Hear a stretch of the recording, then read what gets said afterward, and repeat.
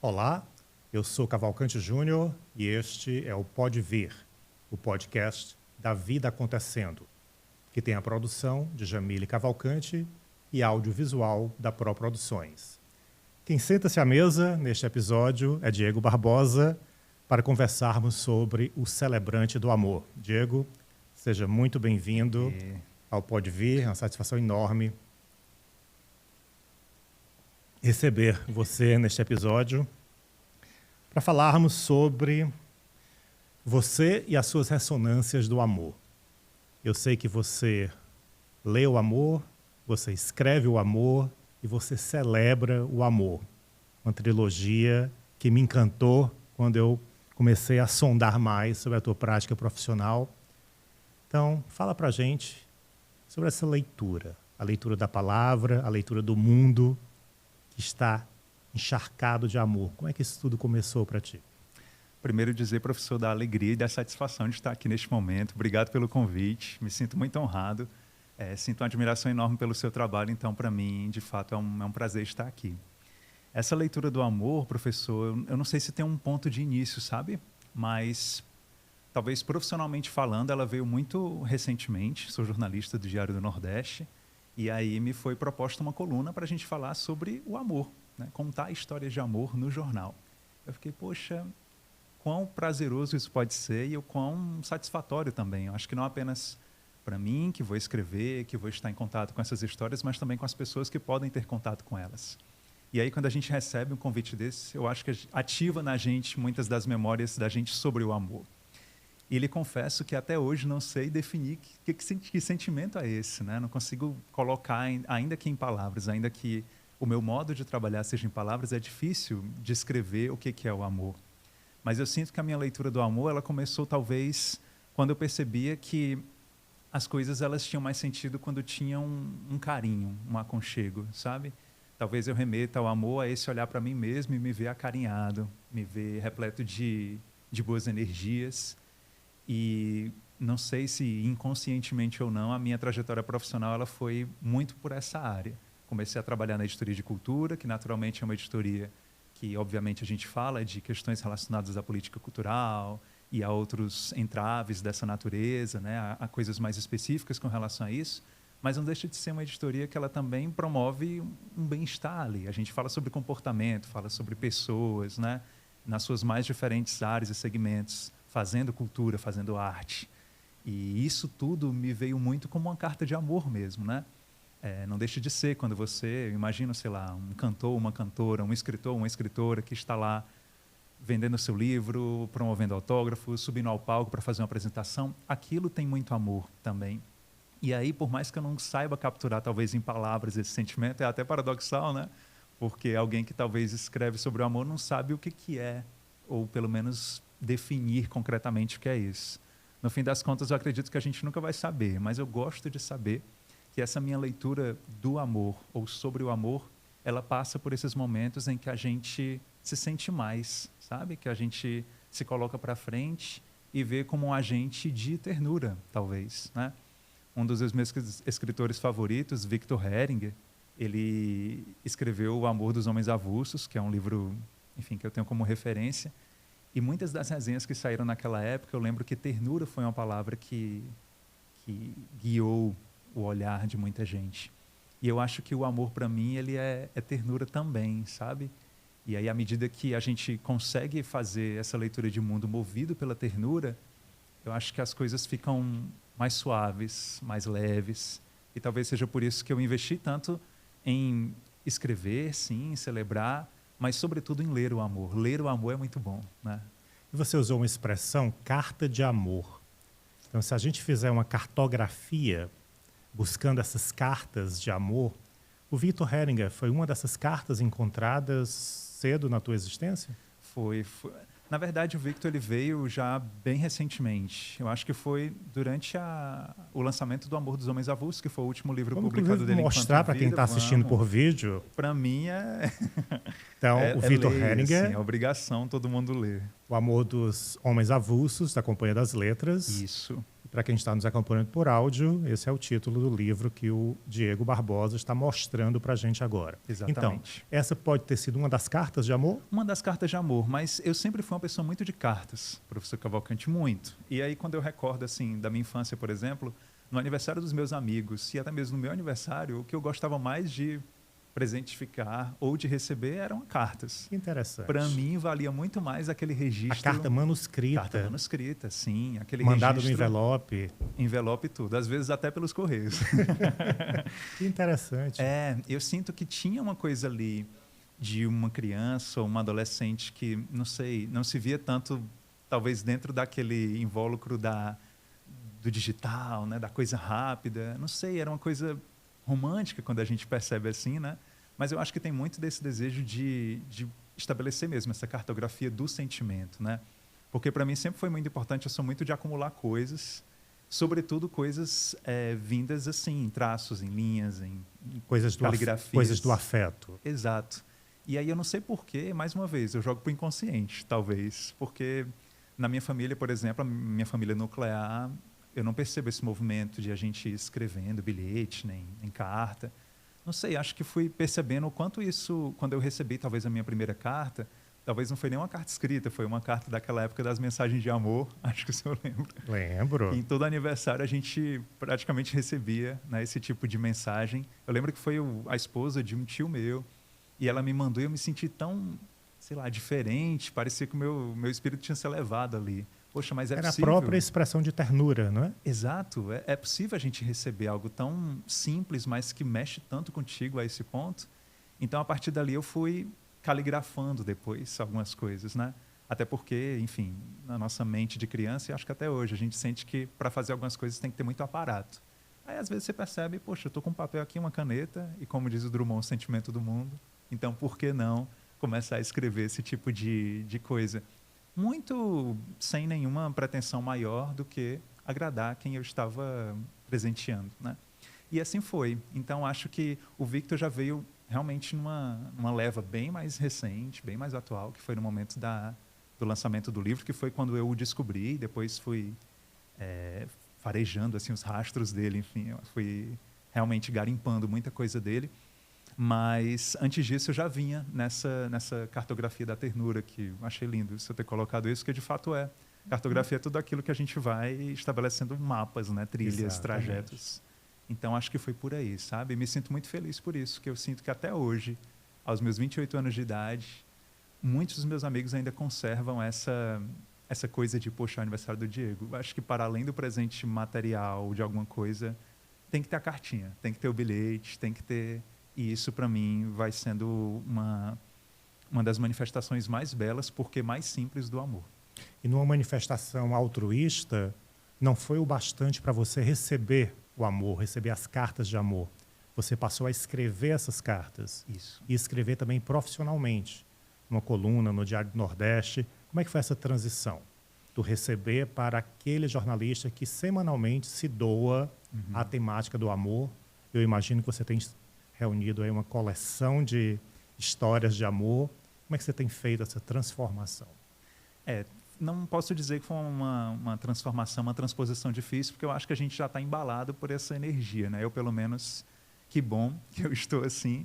Então, o convite veio de uma forma muito, muito surpresa, professor. A minha editora, na verdade, foi um convite que foi feito a ela, para ela tocar essa coluna. E não sei por que naquele momento ela disse, eu acho que tu tá mais para isso, acho que tá mais acreditando no amor do que eu, talvez. Aí eu disse assim, acreditar no amor é bom, né? E aí ela disse, quer pegar a coluna? Aí eu disse, poxa, eu já tinha pensado talvez em uma coluna sobre resenhas literárias, que eu acho que é outra forma de expressar o amor, que é esse amor pelos livros, pela leitura, enfim. Mas nunca tinha pensado nisso, assim, de, poxa, falar sobre o amor partindo de uma perspectiva das pessoas com as quais a gente convive, pessoas que a gente não conhece, mas que têm as suas histórias, e todo mundo tem uma história de amor. E a gente já também tem essa possibilidade, que foi algo que eu coloquei para ela. Será que a gente pode, além de falar desse primeiro amor que vem à mente quando todo mundo fala de amor, que é esse amor romântico, será que a gente não pode também entrelaçar com outros tipos de amores, né? Um amor por uma causa social, um amor por um hábito, o amor fraterno por outra pessoa, por que não? E a gente foi, antes de lançar a primeira coluna, o primeiro texto, a gente foi trabalhando isso, né? Como é que a gente vai trazer essa coluna a público? E ela chegou assim, primeiro como um caso de amor romântico, acho que talvez até para dizer assim, olha, vai ser sobre esse amor, mas não apenas, mas a gente já pode começar com ele, que talvez alude, né, repetindo, a esse primeiro amor que a gente pensa, pelo menos. E aí depois a gente tem uma história, por exemplo, que é a história de uma senhora que ela teve o primeiro cachorrinho dela, ela nunca pensou em ter um cachorro, ela tinha meio aversão, só que aí um cachorrinho ficou na porta da casa dela, ela sentiu um certo dó dele, resolveu criar e depois, hoje, tem um abrigo com 500 cães, possivelmente. E esse processo do amor que começa tão simples, né, tão pequeno, e vai avolumando, né, vai ganhando massa, assim, vai ganhando estrutura, isso sempre me interessou. E aí a gente lançou o primeiro texto, que foi... Eu acho que a transposição mais complicada foi de saber assim, poxa, quinzenalmente eu tenho que ter essas histórias. Porque nós sabemos que todos temos histórias de amor, mas nem todo mundo, às vezes, está disposto a contar, ou às vezes são histórias em que, não sei, ainda estão muito no ar, e você mesmo, enquanto pessoa, não sabe o que é aquilo, não sabe nem o nomear, feito eu, né?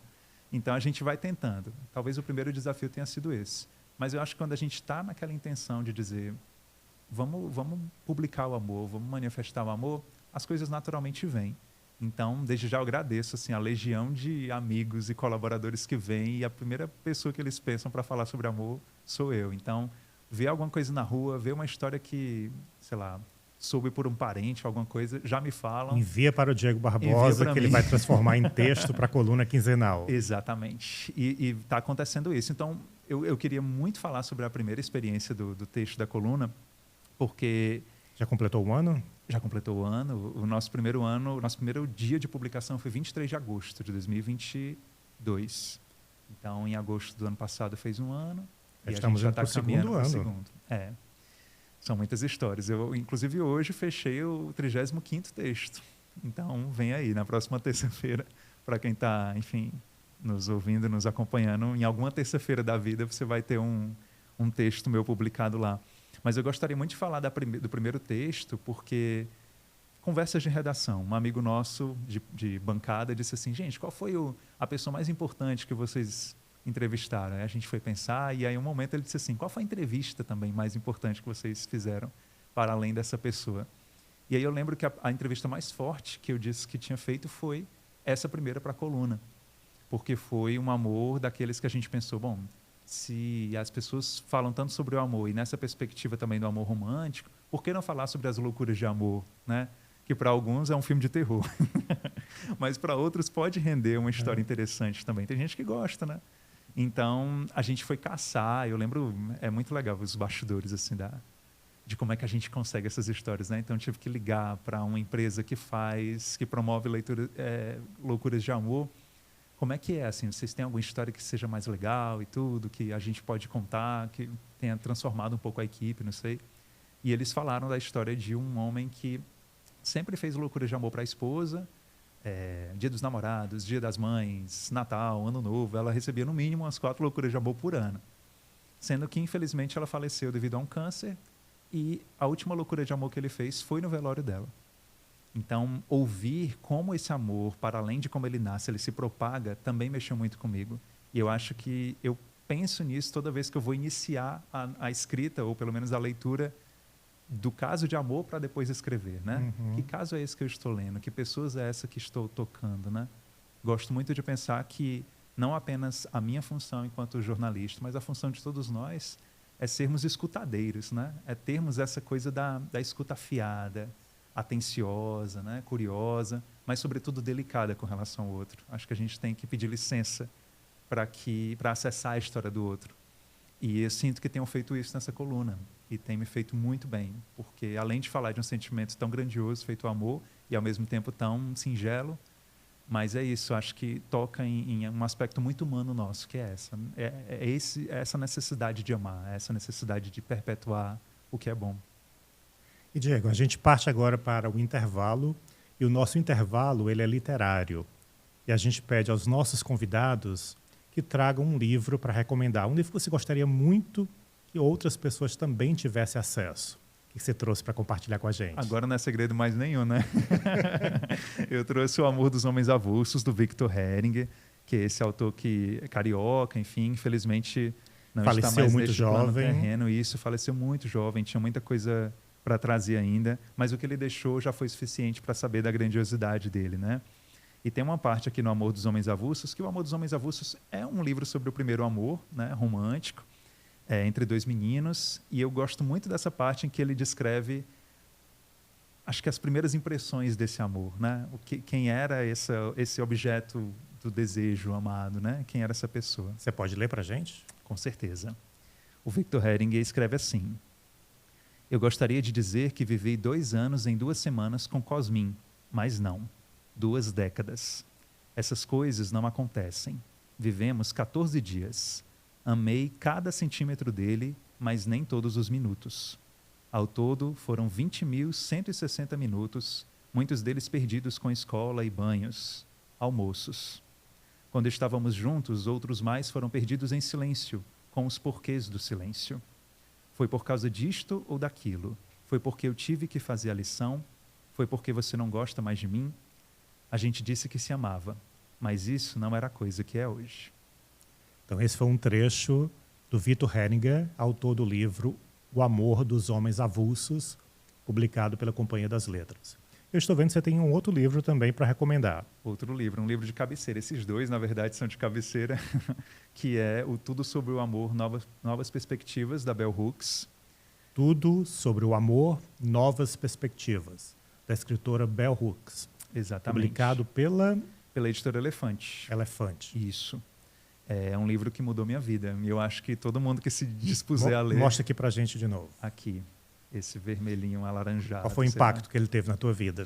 Eu acho, professor, que eu descobri algo que... Acho que no fundo a gente sabe, mas quando alguém com um conhecimento maior, com uma experiência maior de vida e que sabe traduzir isso em palavras de uma forma tão bonita, né, e profunda como a Bel, que é a verdade do amor. A gente tem que ter sinceridade, tem que ser honesto conosco mesmos para amar, né? Então, ela fala muito de que quanto mais o amor é o que o amor faz, eu acho que é essa frase mais emblemática do livro, que ela até encara o amor não como sentimento, mas como uma ação, né? O amor é o que o amor faz. Quando a gente, eu acho que entende isso, a gente percebe que, de fato, a gente tem que ter coragem suficiente para sermos nós mesmos e assim poder amar. E sermos nós mesmos, acho que nas maiores dimensões da palavra, sabe? Questões de identidade, questões de comportamento, conhecer a si mesmo.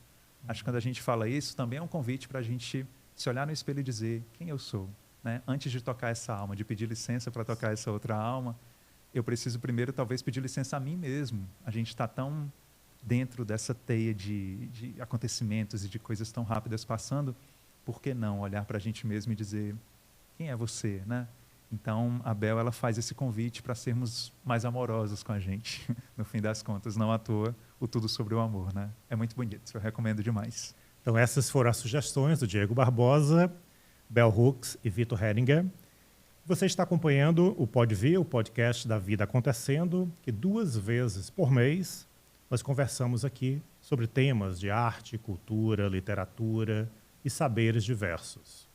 Nós queremos ouvir também a tua opinião e as tuas sugestões, que podem ser enviadas para o Instagram, @podevir_o_podcast. E, Diego, na continuação da trilogia, não foi o bastante ler sobre o amor, escrever sobre o amor, você se tornou um celebrante do amor. Acho que pouca gente conhece essa função do celebrante. Então, eu queria começar pedindo para que você descreva para a gente o que é o celebrante, o que é que você tem feito como celebrante do amor. Ainda pouca coisa. Eu estou me lançando agora, professor, como celebrante, mas gosto muito de pensar na própria estrutura da palavra, né? Celebrante, do celebrar mesmo, né? O que é esse celebrar o amor? Nós sabemos que não apenas casais, mas todos nós estamos envoltos por muitas instituições, né? E para além dessas instituições também existem os atos simbólicos da gente, cerimoniosos mesmo, né?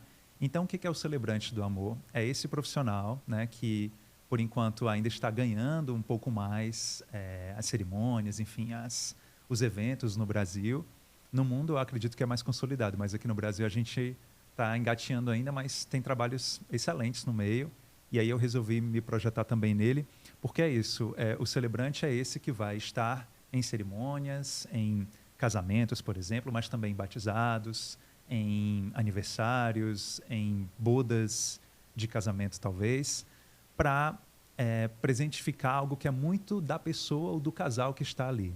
É um momento em que a gente, para além de fazer um texto personalizado, né, para aquelas pessoas ou para aquela pessoa, a gente prepara o ambiente do amor, né, que é quando as pessoas vão estar reunidas para celebrar aquele momento.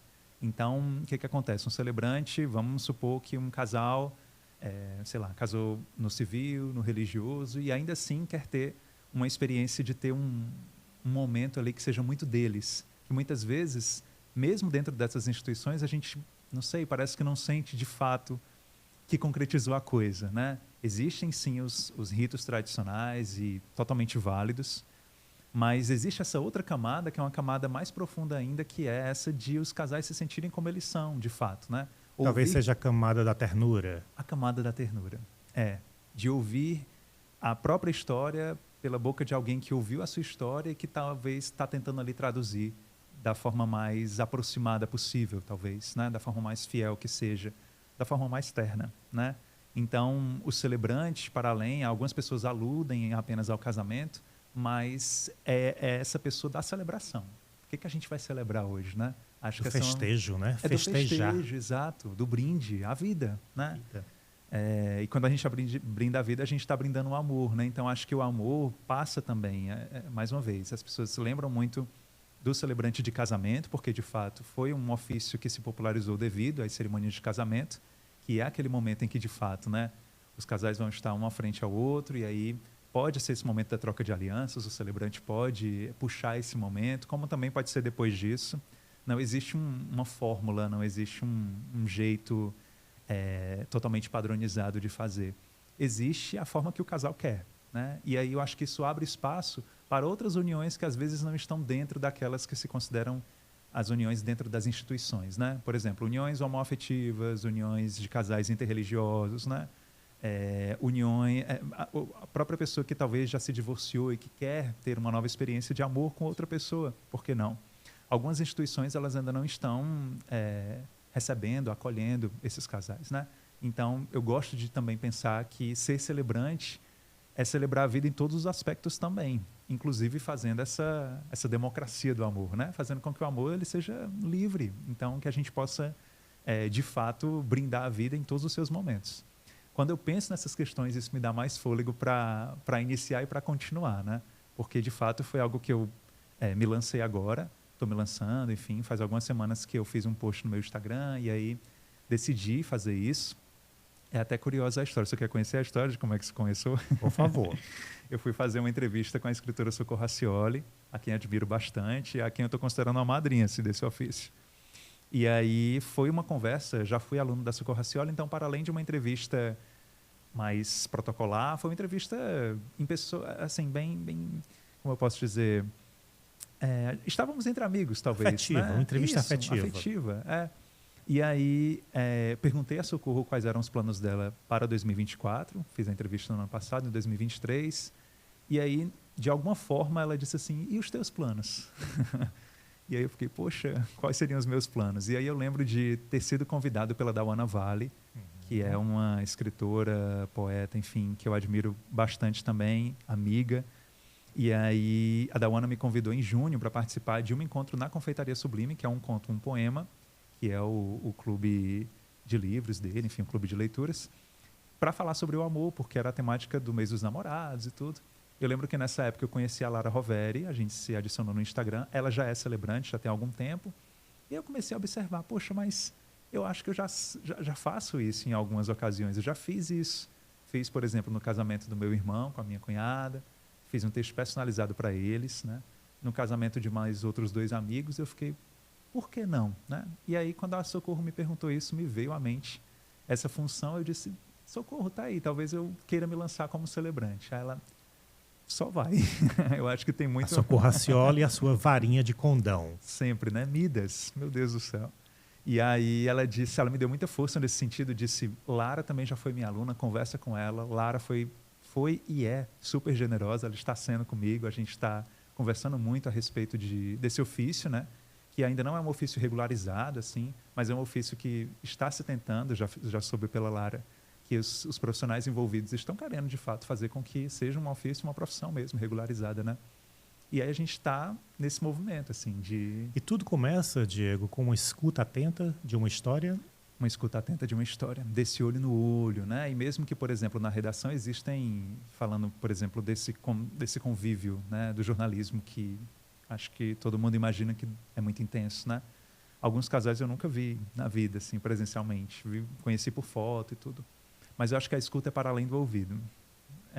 E para além da visão também. Eu acho que é esse tentar se colocar no lugar do outro, tentar viver aquela vida ali por alguns instantes, né? Fazer com que a tua vida ela fique um pouquinho ali no stand-by e fazer com que a história do outro ela te invada, sabe? E nessa comunicação surgir algo, que aí pode ser um texto, mas também pode ser um sentimento, pode ser uma palavra, pode ser uma ação, né?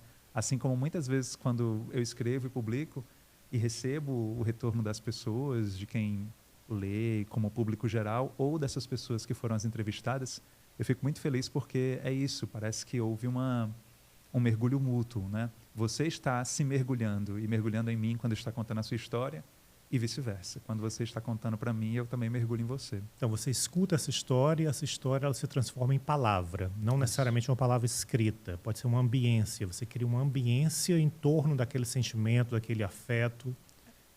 Como celebrante, ele precisa ter essa parte da palavra, que é de fato como a gente vai presentificar isso para o público, né? Até porque são cerimônias, então está ali o casal, mas também está ali os convidados de cada um, né? Familiares, parentes, amigos, enfim.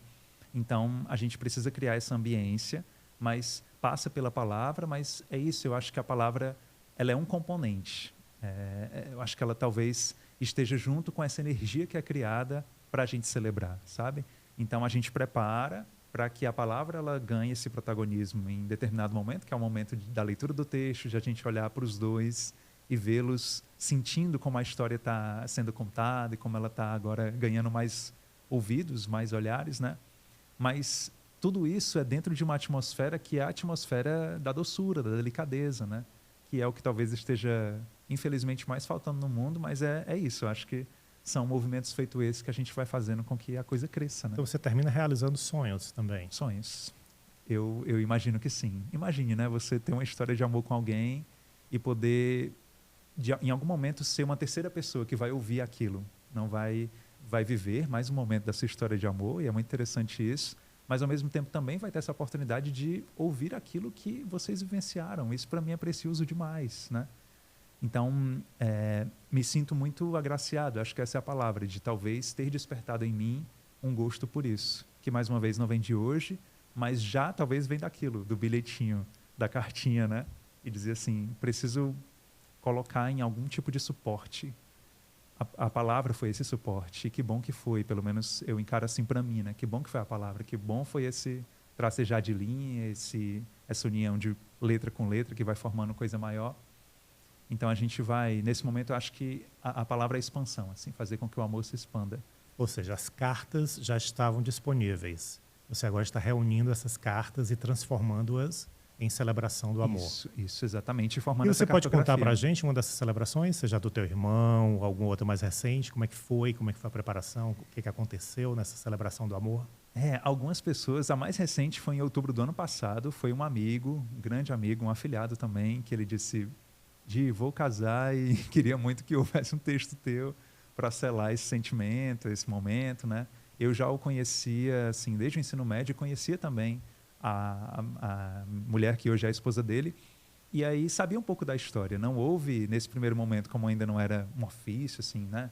Já tinha dito que era, não, era talvez um presente para eles dois. Então, eu disse assim, eu vou puxar da memória do que eu sei, até porque eles estavam com muita coisa para fazer e tudo, e aí vou tentar escrever esse texto. Então, foi uma coisa assim, juro, professor, foi uma coisa de, sei lá, o casamento ia acontecer às 9 horas da manhã do sábado. Sexta-feira, às 19 horas, eu comecei a burilar ali alguma coisa. E aí saiu um texto que, no fim das contas, não sei se pela emergencialidade da coisa vai acontecer, ou se não sei também do tanto de sentimentos que a gente deposita por ver a história de alguém querido, mas que também por ter essa escuta atenta desde antes, né? Isso depois você vai dizer, poxa, é o produto de muito escutar, né? Você está ali perto, você está ali junto. Surgiu. E foi muito bacana, assim, esse processo de, talvez, para mim, o que mais encanta, o que tem encantado, porque é isso, eu vou começar agora profissionalmente, mas o que tem encantado nesse movimento é perceber o brilho no olhar das pessoas, sabe? Que eu acho que muitas vezes é minado diante de tantas situações. E aí você traz aquilo. E o mais importante, pela palavra, quando você percebe, né? Poxa, é a tua palavra com a tua presença que vai frutificando isso. Como é que é, né? Eu acho que é a mesma magia que eu tive quando, ainda na infância, eu olhava para os livros e perguntava, poxa, mas isso não pode nascer de uma planta, assim, não pode nascer de uma coisa... Como é que é, né? E aí, aos poucos, você vai percebendo que é alguém que está ali pensando e, sabe, maturando uma experiência, uma ocasião, não sei, uma vivência e transformando aquilo em palavra. Então, quando eu percebo que, de fato, as pessoas estão totalmente envolvidas naquele processo, porque o olho está dizendo muito, né? Esse brilho no olhar, para mim, já está ganho, assim. Eu acho que ali o amor já aconteceu, ele já está, sabe? E é isso que eu tenho buscado, assim, nessa jornada, nessa trilha, né? Que é, de fato, fazer com que o olho brilhe pelos motivos certos. É bem Então, isso. o amor é um ato de magia. Totalmente. Totalmente. E eu termino com uma definição que eu gosto muito do amor, que é do biólogo Humberto Maturana. Ele é o estudioso, ele é chileno, falecido já, da biologia do amor. Ele diz que o amor é a emoção que nos faz seres humanos. Eu fico muito feliz em encontrar um ser humano encarnado no amor como você, lendo, escrevendo e celebrando o amor. Muito obrigado por tua participação, Diego. Eu que agradeço, professor. E o Pode Vir conta com a ambientação da Arte com Mesa Posta. Cerâmica artesanal para usar, apreciar e presentear. Acesse o Instagram, @Arte com Mesa Posta.